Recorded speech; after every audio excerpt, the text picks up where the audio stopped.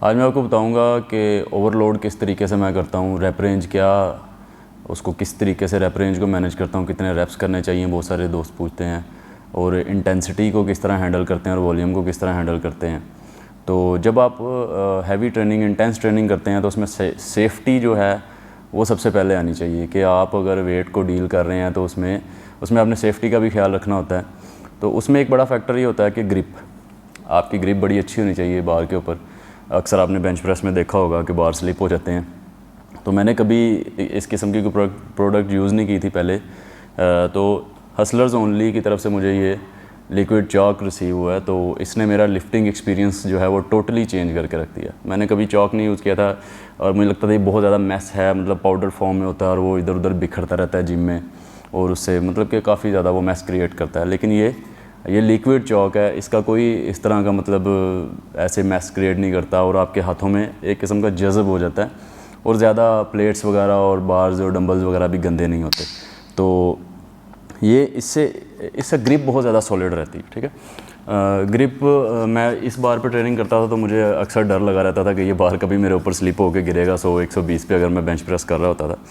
तो उसके अलावा डेड लिफ्ट में अक्सर ये होता है कि आप में अभी इतनी स्ट्रेंथ होती है लेकिन वो बार आपके हाथ से स्लिप हो रहा होता है। तो उसके लिए ये मैं आपको रिकमेंड करूँगा कि आप अच्छी बेटर ग्रिप के लिए चॉक यूज़ करके एक दफ़ा देखें कि और बताएं आपको कैसा लगता है। तो मेरा लिफ्टिंग एक्सपीरियंस जो है इसने टोटली चेंज कर दिया, बहुत ज़्यादा इम्प्रूव किया। तो सबसे पहले मैं लोड करता हूँ बेस वेट। ठीक है, पहले मैं वार्म अप अगर करना चाहूँ, मैं पुशअप्स वगैरह भी कर लेता हूँ, उस पर पैरेलल बार डिप्स भी कर लेता हूँ, लेकिन ये भी मेरा वार्म अप वेट है।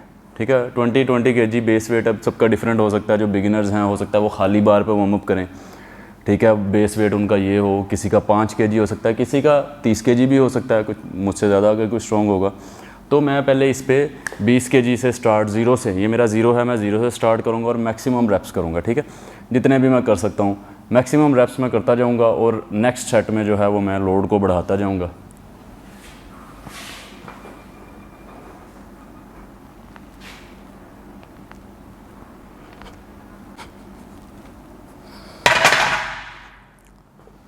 तो मैंने अपने बेस वेट 20 kg पे मैंने 20 रेप्स किए हैं। अब मैं लोड बढ़ाऊँगा, 5-5 kg मैं दोनों तरफ और ऐड करूँगा और उसमें जो है मैक्सिमम रेप्स करूँगा कि मैं कितने कर सकता हूँ। तो 20 kg पे मैंने अपने मैक्सिमम रेप्स किए। अब मैंने दोनों तरफ 5-5 kg ऐड किया और इस पर भी मैं मैक्सिमम रेप्स करूँगा। इस तरीके से मेरा वार्म अप भी हो रहा है। ठीक है, और मैं अपनी मैक्सिमम रेप रेंज को भी हिट कर रहा हूँ। ठीक है, कुछ लोग कहेंगे यार इतना वॉल्यूम बहुत ज़्यादा ऐड हो जाएगा, बहुत ज़्यादा सेट्स बन जाएंगे। तो मुझे ट्रेनिंग करते हुए भी 16 साल हो गए हैं, तो ज़ाहिर है मुझे अपने वॉल्यूम को भी हिट करना पड़ता है मैक्सिमम, और मुझे अपनी इंटेंसिटी को भी हिट करना होता है मैक्सिमम। बाकी आप अपना देख लें।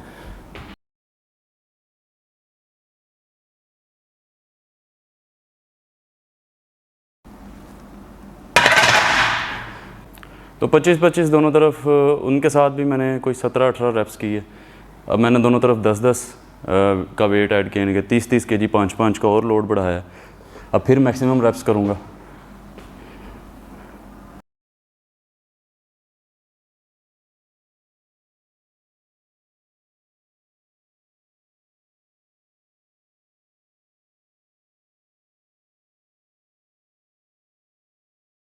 तो अब दोनों 30-30 kg था दोनों तरफ। तो मैं नेसेसरीली रेप्स काउंट नहीं करता, सिर्फ मैं मैक्सिमम रेप्स को हिट करता जाता हूँ, चाहे वो 20 लगते हैं, 25 लगते हैं, 15 लगते हैं, 10 लगते हैं या 5 लगते हैं। अब मैं 5 kg और ऐड करूँगा दोनों तरफ और फिर मैक्सिमम रेप्स।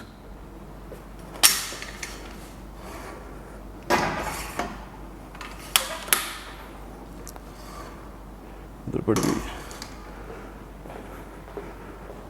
अब दोनों तरफ 35-35 kg है, इसके साथ भी मैक्सिमम रेप्स को हिट करूँगा। देख कितने कर सकता हूँ, जितने भी मैं कर सका।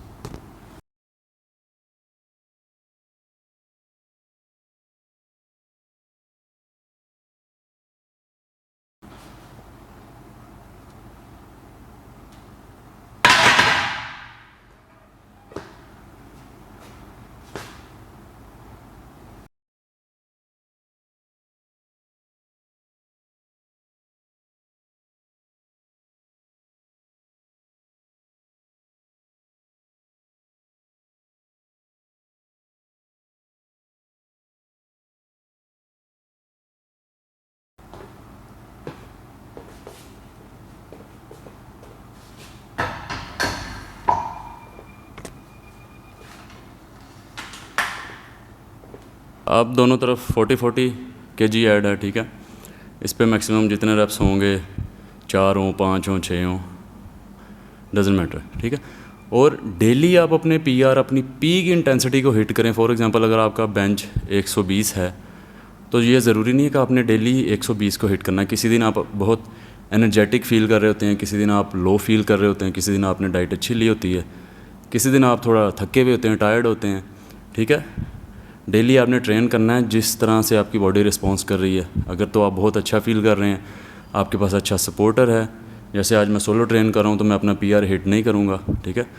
अच्छा सपोर्टर है आपके पास, समझता है आपको किस तरीके से सपोर्ट करना है, और आप अच्छा फील कर रहे हैं, एनर्जेटिक फील कर रहे हैं, तो आप अपना पीआर हिट कर सकते हैं। लेकिन डेली अपनी पीक मैक्सिमम इंटेंसिटी को हिट करना वो डेली बेसिस पे ज़रूरी नहीं होता। आपने सिर्फ अपनी एनर्जी लेवल को, अपनी बॉडी को फॉलो करना होता है।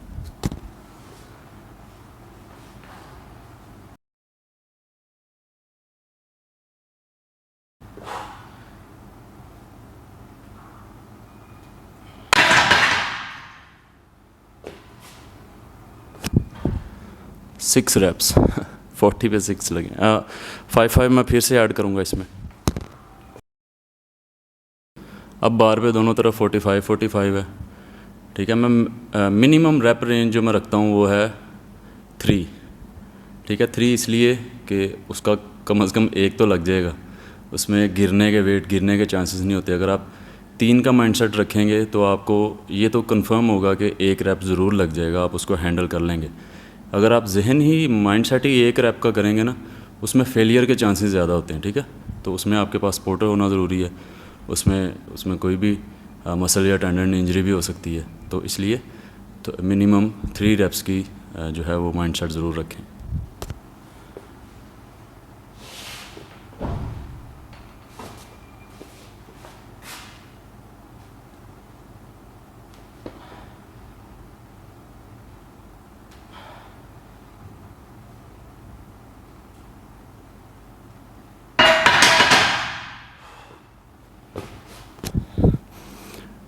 तीन ही रेप्स लगे हैं आज के लिए, मैं इतना ही मैक्सिमम करूँगा। मैंने काफ़ी अर्से बाद बेंच प्रेस पे ट्रेन किया, तो वैसे मेरा मैक्सिमम बेंच जो है वो 130 है, लेकिन आज के लिए इतना काफ़ी है। अब मैं इंक्लाइंड बेंच पे जाऊँगा और वहाँ पे मैं बेस वेट वो नहीं रखूँगा, क्योंकि मैं अच्छे तरीके से वार्म अप कर चुका हूँ।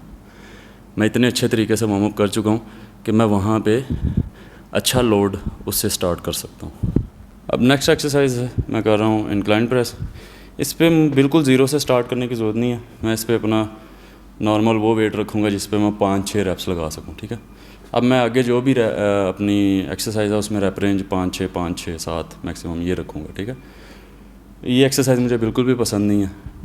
शोल्डर्स में बड़ी अनकंफर्टेबल सी फील होती है। अक्सर लड़कों को इंक्लाइंड बेंच और इंक्लाइंड डंबल्स में शोल्डर में पेन होता है, तो मुझे भी स्टार्ट में काफ़ी ज़्यादा पेन होता था, लेकिन अब वो इतना तो नहीं होता। लेकिन मैं इस पर वेट वो रखता हूँ बस जो मुनासिब मैं हैंडल कर सकूँ। मुझे कोई ख़ास पसंद नहीं exercise.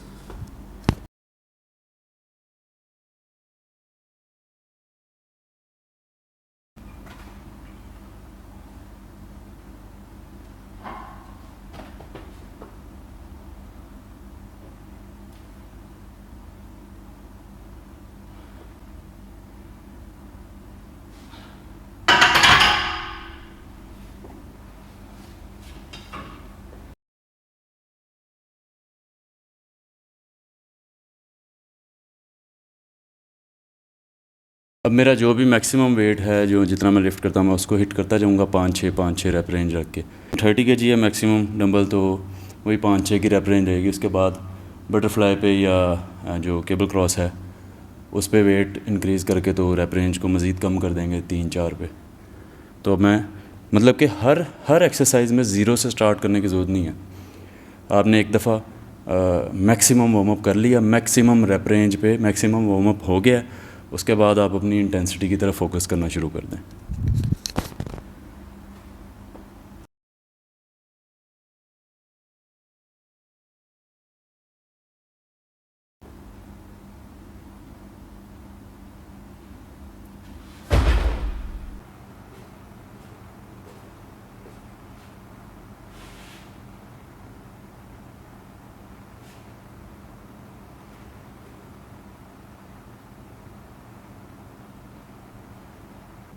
Flat bench, dumbbell presses, इसे भी मैं मैक्सिमम जो हमारे पास वेट है उसी पर ट्रेन करूँगा। रैप रेंज वही इंटेंसिटी फोकस्ड, ठीक है, 3 4 5 6 इतनी रैप रेंज रखूँगा।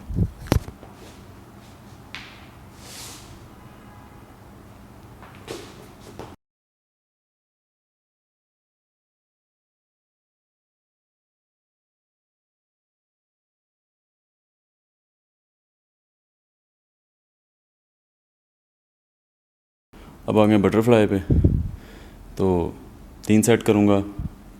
पहले सेट में वही 5 6 रैप, दूसरे में 4 5, और मैक्सिमम लोड पे मैं मिनिमम 3 सेट, यानी कि इंटेंसिटी फोकस्ड। इंटेंसिटी फोकस्ड इसलिए कि आपको इंटेंस ट्रेनिंग करनी पड़ेगी अगर आप बहुत ज़्यादा सीरियस हैं मसल ग्रोथ के लिए, ठीक है।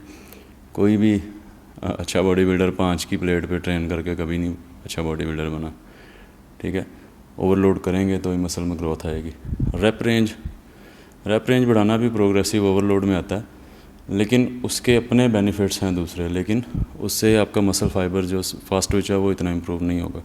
मसल मैस तभी आएगा जब ओवरलोड करेंगे।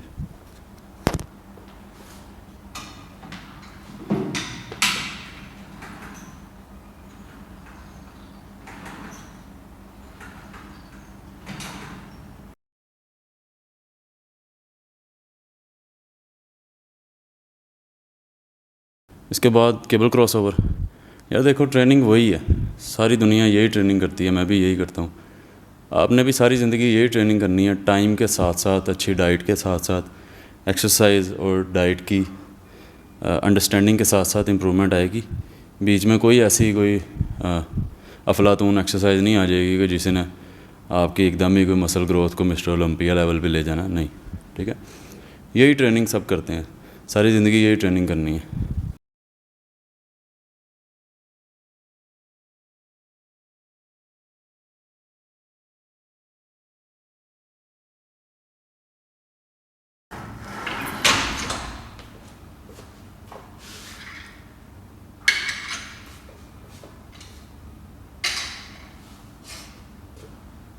जो रैप रेंज है ना या वॉल्यूम, वो आपने सिर्फ शुरू वाली एक्सरसाइजेज में और शुरू वाले सेट्स में फोकस रखना है। उसके बाद आपने वॉल्यूम कम करते जाना और इंटेंसिटी बढ़ाते जाना, क्योंकि आपका मसल अच्छी तरीके से वार्म अप हो चुका हुआ है। अब आप इंटेंसिटी पे तवज्जो दें, ठीक है। अब लास्ट सेट, ये शायद दुनिया का सबसे ज़्यादा कंट्रोवर्शियल सेट है, पुल ओवर, लेकिन मुझे सही लगता है और चेस्ट के साथ ही सही लगता है, तो मैं लगाता हूँ।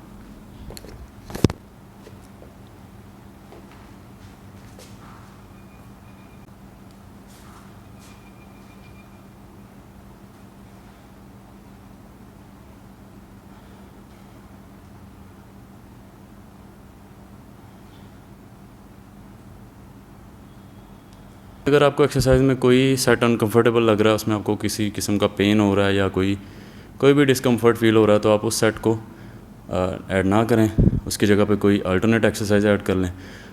रेंज ऑफ मोशन जॉइंट्स की हर किसी में थोड़ा थोड़ा डिफरेंस होता है, बायोमैकेनिकली आपकी बॉडी में क्या चल रहा है उनमें भी डिफरेंस होता है, ठीक है।